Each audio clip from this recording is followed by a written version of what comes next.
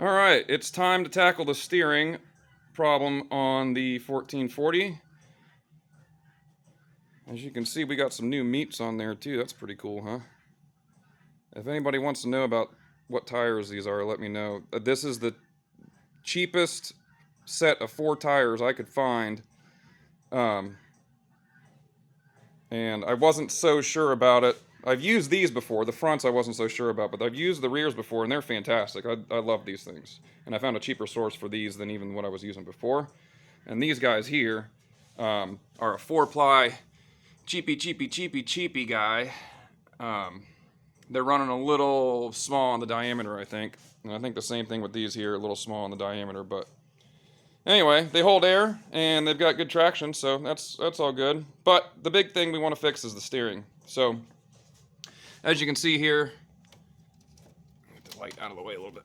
So we've got the steering shaft removed. The Cyclops is actually quite easy to service when it comes to this here. So you've got, this is your main steering joint here, and you've just got a bolt that runs through the shaft here. So all you gotta do is remove that bolt, slide this up out of the way, and then you've got a U-bolt here holding that part of the steering together. And we'll crawl up underneath here and I'll show you what's going on underneath. These are much easier to get out than the old ones. So, and you come up in here and you've got 2 bolts there holding the steering box to the frame. And then of course you've got your tie rod in. And then you have a cover plate here that just goes back this way. That's got to come out of the way if yours is still intact. Some of them aren't even intact because, you know, people don't like them. They just take them out when they go to service it or whatever. So anyway, this one was intact. So that one comes out, and then you're ready to take it over to the bench, and I'll show you what we found. So we did a steering box rebuild video on the 1811 over there. So I'm not going to go all the way through this one. The only real difference between the two is that this one's got the stubby shaft here, where there's a tilt column on this one. So, but basics are just the same. So you have the box, you've got the worm gear, you've got a set of bearings here, a set of bearings down here, and then this cap holds the bottom set of bearings and adjusts the preload. You cannot adjust the pivot on these models because it's a shoulder bolt like this. And you can see this guy's got a little bit of wear on him. But it's a shoulder bolt, it just stops. It tightens where it tightens. So the first thing I noticed, and we had a sloppy steering. So we had a bunch of movement in the middle of the steering play, or in the middle of the steering movement. So, you know, if the steering wheel was on center, you could move it like this before it would do anything. So, I mean, a good 8 inches, 10 inches of movement. So the first thing I found was that this pivot bolt right here was loose, and the washer I've replaced now with a new machined washer looked like this. This is what we had there. It's all caved out, wallered out. So there was no seal intact on this either. So I think probably what happened is that shaft was rocking back and forth, and the seal just popped out at some point. So we're gonna do the same thing we did on the 1811, which is, see if I can get it to focus, which is to make a double O-ring seal. This one pop over the edge here to take place of the little foam guy that was in there. Come on, focus. Anyway, made 2 custom O-rings there, and then just held it in place with some silicone.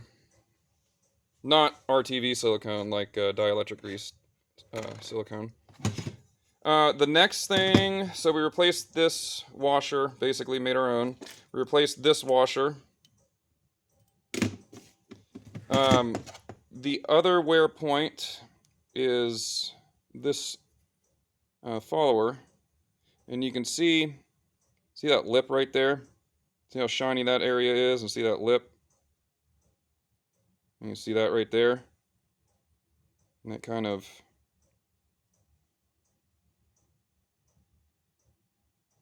Don't focus. Yeah, it doesn't really want to focus too well on it, but anyway, there is a lip running around that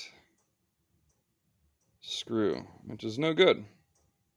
It means it's binding up and creating some friction around the worm gear down in there.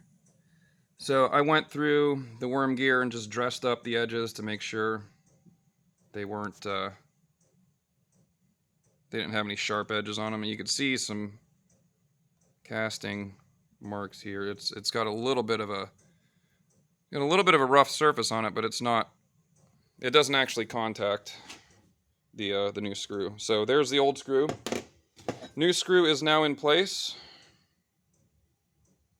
I'm ready to go, and this is already adjusted and set. I just wanted to show you guys stuff before I greased it and finished everything. We got a new set of bearings in the top and the bottom.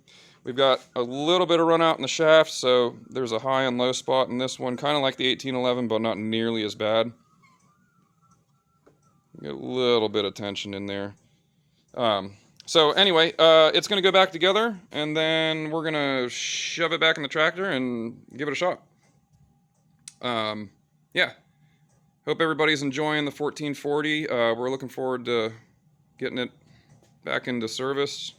And next thing is going to be to tackle some of the mule drive stuff and some of the lift stuff. There's some worn things on this just from years of use. That's all.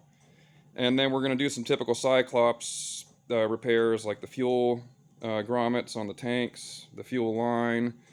Yeah, just, you know, pretty basic stuff. We're also, in addition to doing the steering gear, we're going to take care of the ball joints. We're going to put new ball joints in, and we're going to put new wheel bearings in on both sides.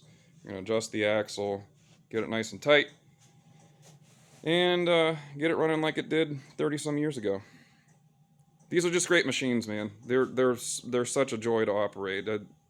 Cub really nailed it with this design. I really do think they got the ergonomics down. They got the serviceability down. They really got this one right.